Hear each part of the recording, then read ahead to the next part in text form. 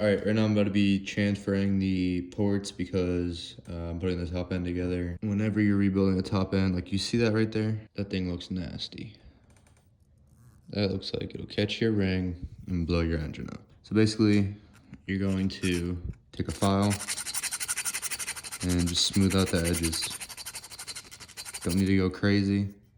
Like, that was enough, pretty much. Maybe I'll go a little bit more, but basically you're just trying to make the edges not sharp. So take your finger, run it over. If it's a brand new jug, like this one is, you will definitely be able to feel it be like sharp. You almost not cut your finger, but you'll definitely catch your finger. And if you get your cylinder bored over or you hone your cylinder, you're gonna check it and make sure that it doesn't need to be chamfered. I'm gonna go ahead and do this off camera because how I explained it, you guys should be able to understand that and get in there and get all of them. I'll see y'all when it's done. So after you're done chamfering all your ports, put it in your sink and wash it out with some Dawn and a sponge or a rag. All right, as you can see, your sponge is gonna get this dirty metal stuff on it. Keep going through your cylinder until there's no longer any metal stuff or dirt coming off of it. Obviously clean your sponge and then put it through and then see if there's dirt on it to see if there's any more dirt in there.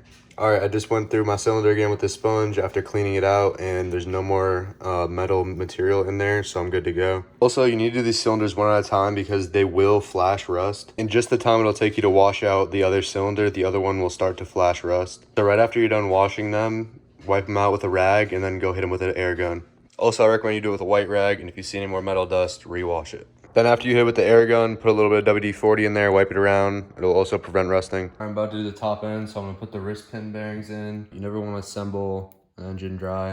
So you're gonna take some two-stroke oil, motor oil, or assembly lube and oil these things up. Rub it all in there, get it on the inside too. And then you're gonna put a little bit inside of your rod and slip it in. Do that for both sides. All right, if you want to replace these dowel pins, now's the time. I don't feel like doing that because it's annoying and these will work just fine the way they are. All right, now we're about to measure our bore. So what we're gonna do is take one of these bad boys, put it in here like this, measure that way, up top. Then we're gonna put it in the middle, measure this way, measure that way. Then we're gonna come down here to the bottom, measure this way, measure that way. You wanna do top, middle, bottom, get all those measurements each way. Write them down, make sure they're well within spec, and then you can go from there. And obviously you wanna do that to both sides. And how these work is screw it to the left, they'll pop out. If you push them in and then screw it to the right, they'll stay in. So you're gonna put them into your cylinder and turn it out. They'll pop out. You're gonna tighten it down once you get them where you need them to be. Then you're going to angle them down and pull it out. Don't just pull it straight up. Twist it and then pull it out like that. Then you're gonna take your calipers, put them in your calipers and measure it. And there we go. These are supposed to be 64, but I mean, these are just my crappy calipers. I'm just doing this to show you guys. But yeah, go ahead, do that top, middle, bottom, and you'll be all set to go. Now we can measure our ring gap. So what you're gonna do, you're going to take your rings that go on your piston. You're gonna put them in your cylinder like this. Obviously you have to compress them a little bit. Then you're gonna take your piston and you're going to push it through. Make sure obviously you lubricate your cylinder before you do this. You're going to very easily, very gently push it through. I'm gonna push it through all the way up here. Then I'm gonna take my piston out, put it down. Then there should be a gap in between your rings. You wanna take a feeler gauge, run it through there, make sure that's well within spec with all your rings, then you'll be good to go. Now go check all your other rings and make sure they're within spec. All right, now I'm gonna start setting up the pistons. So I'm gonna put one circlip in, and then I'm going to make sure that it's on the inside. So this one points this way. So I'm gonna put this circlip on this side, and then for the other piston, I'm gonna put it on that side, and you guys will see why I do that in a second here. All right, when you're putting circlips in, you wanna put them opposite of that. So it's gonna go in there like this. Sometimes you need pliers, but most of the time I can do it with my fingers. Just pinch it in and push. This might be a bad viewing experience, but sorry. Okay. Like that, and then I'm gonna come in with this wrist pin, and the wrist pin is gonna push it in place because you see how it's kind of cockeyed in there right now. I'm gonna take this wrist pin out. I'm gonna lube up this wrist pin real quick with some assembly lube or two-stroke oil, whatever you want to use. All right, now this is lubed up, I'm gonna put it in the other side of the piston. I'm gonna push it all the way in there, and I'm gonna keep my thumb on this side the side that's closer to me of that circlip. You hear that click? And then that one, just snapped it in. Now we're gonna put this piston on. So this one I'm gonna put on this side so that the circlip is on the inside, so that I only have to do the circlip on this side once it's in here, because it'll be a lot easier. So I'm gonna put the piston on, put the wrist pin through, wrist pin is through, piston is on. Now I need to do that other side of the circlip, but first I'm gonna put that other piston on. Also, whenever you're doing this, you have to put rags in here. These circlips are also called Jesus clips because they will snap out and go flying everywhere, and they could go into your bottom end, meaning you have to split your cases all over again, and no one wants to do that. Okay, I also forgot to tell you to put your piston rings on first. I'm gonna show you that on the other piston because you should not put your piston on until you have the rings on, because it'll be a lot easier to put them on without your piston on your rod. So now obviously with this piston, I'm gonna put the circlip on this side so that it's on the inside. All right, now I'm gonna put the rings on this piston. So if you look at your rings, one side will have a letter. That side goes to the top. It goes upwards. It doesn't have to be the top or bottom ring. That doesn't matter. What matters is the letter facing towards the top. So what you're gonna do, you're gonna put one side of the piston in on that pin, lift this side of the piston up, try not to let it scratch the piston, the top of the piston or the side of the piston. The top doesn't matter as much as the side though, so then you're going to pull it and get it over the edge. Okay, and then once it's over the edge, you want to get it past this first ring so it can go down into that bottom ring, just like that. Or that bottom groove, whatever you want to call it. Now you're gonna take your top ring, make sure you get that letter again, put it right here, bend it up. And then put it over, just like that. Now you're good to go. You put your wrist pin in just a little bit. Obviously lube it up first. Now we move over to the engine. I took the rags out so that I could rotate the rods so that this one could be up a little bit, make it a little bit easier for me. Put this piston on. Oh, this is the wrong way. Put this piston on. Make sure you get the exhaust arrow going the right way. Push that through, and then I gotta do the circlips on both these pistons and we'll be good here. All right, now we're ready to put this other side wrist pin in. I put the rags back and I got myself a pair of pliers because it's a lot easier to do this one with a pair of pliers. Basically, I'm gonna hold the wrist pin in the back of it like this. I'm gonna squeeze in with my fingers, and then I'm gonna put the needle nose tips into that hole and push it in. Okay.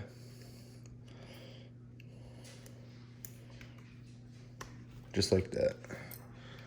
And then that's not all the way in yet, so I'm gonna push it with my finger and you'll hear that click. That means it's in. Now I'm gonna flip the engine over, do it to that other side, and we'll be good to go. All right, I'm getting ready to put my cylinders on. First thing you gotta do, take these rubber plugs. They just go in here. Have to have these or coolant will leak.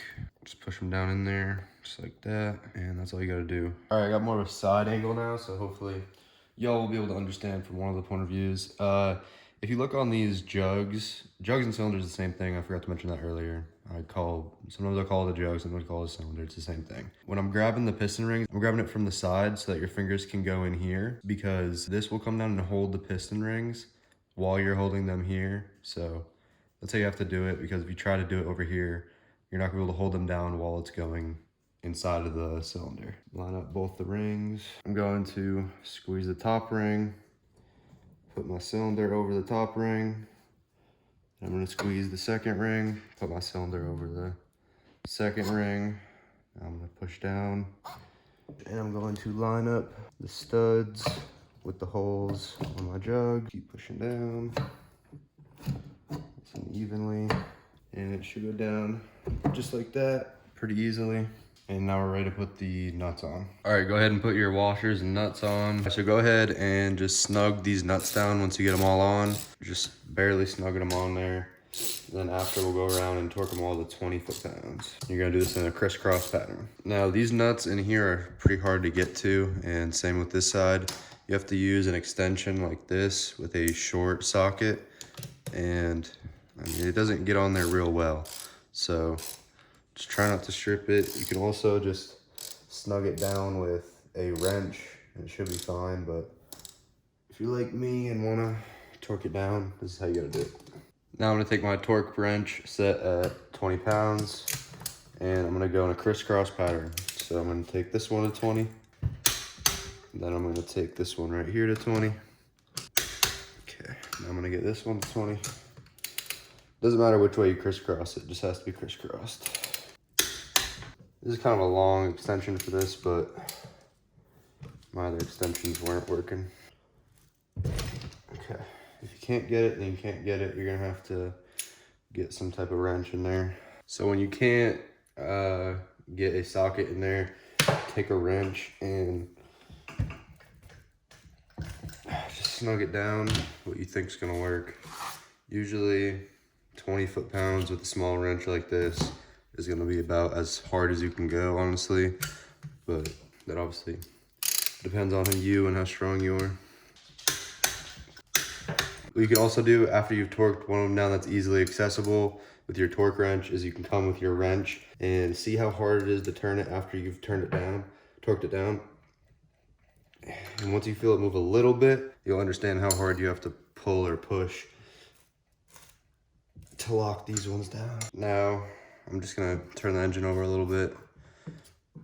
Make sure it's smooth. So this engine is getting a cool head on it, so these studs are a little bit longer, a little bit different. But no matter what, the two long studs are gonna be in the front right here, and then all the other studs can go anywhere. Now, you can take two nuts, put them like this on each stud and torque them down or snug them down, whatever.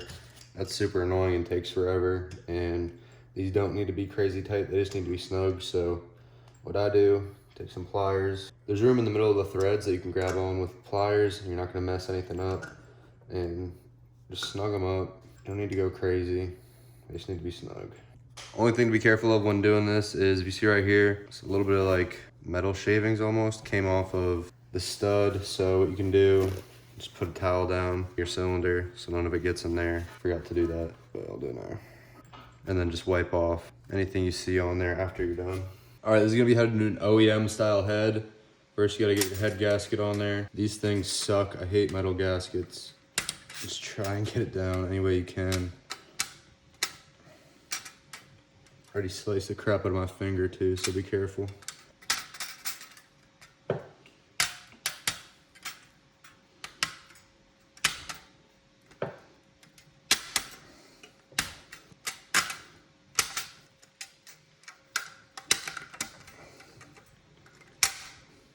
Holy shit. It's kind of working. You got it. The next thing you're gonna wanna do is put this sucker in there. And then I didn't torque these bolts yet. I'll do that once it's on here. And then you're gonna plop this sucker down on here. There we go. Just like that. And then obviously there's a specific way you have to torque all these down, but for right now, I'm just gonna get them hand tight on here. I'm gonna torque these two suckers down, and like I said, these go to 8 foot-pounds or 86 inch-pounds. While working on the cylinders, might as well put your coolant drain plug inside of your cylinder. All right, so these go to 10 foot-pounds or 120 inch-pounds. Do that to both sides. Now you can put your spark plugs in. I'm gonna wait to torque them down until I put them in the bike because I'm gonna have to remove them to put the engine in the bike. So I'll just gently screw these in and wait until I put it in the bike. All right, I'm gonna put this coolant hose on real quick. I like to have this clamp so that it can go back here and kind of be a little bit more hidden. You don't have to do that, it's just a personal preference thing. Just make sure you get the hose all the way to the top. And then with this down here, if you feel your little metal coolant hose connector thing, it gets a little bit thicker back here. You have to put your clamp back here. I made the mistake on the other engine of putting it up here, and it leaked a whole bunch out of right there and then went through the engine. I actually thought somehow coolant got in my crank because it looked like it was leaking from whatever. Doesn't matter, very irritating to come and move this after you've got your bike all together.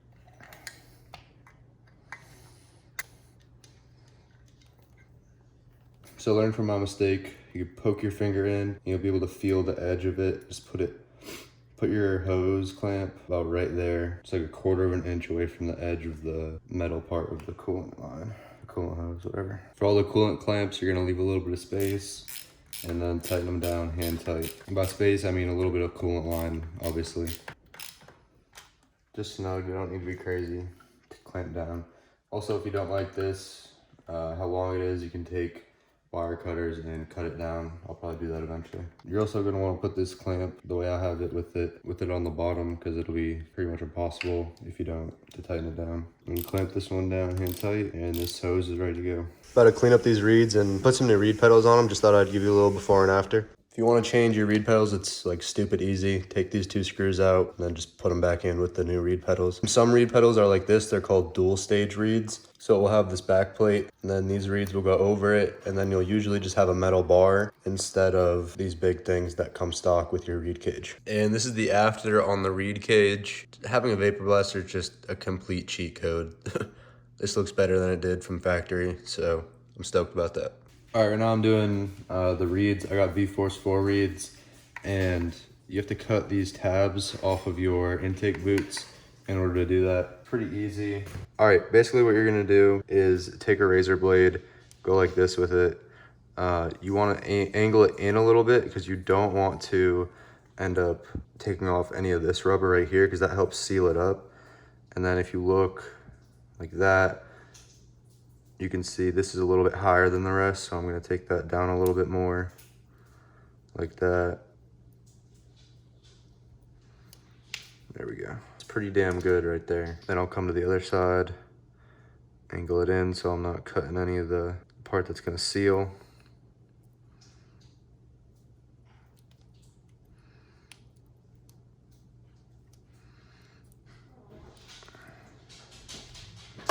Just like that, you can see it's flat all the way around, nothing's poking out. Now when you put it up to this reed cage, it'll sit flat. All right, right now we're putting the reeds on. These are V-Force reeds, so it's a little bit different than if you have a stock reed cage, but it's not that much different. You're gonna put your gasket on, then your reed cage, then on V-Force reeds, you're going to use a gasket in between the reed cage and the intake boot. But with the stock reed cages, you will not be doing that.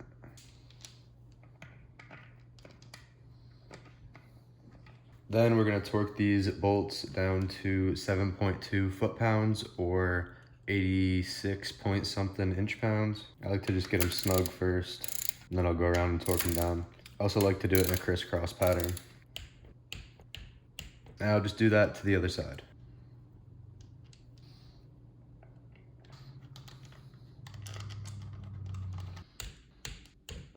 All right, now I'm gonna put this crossover tube on, slide it in here. Oh wait, hold on. Put these clamps on here first, don't forget.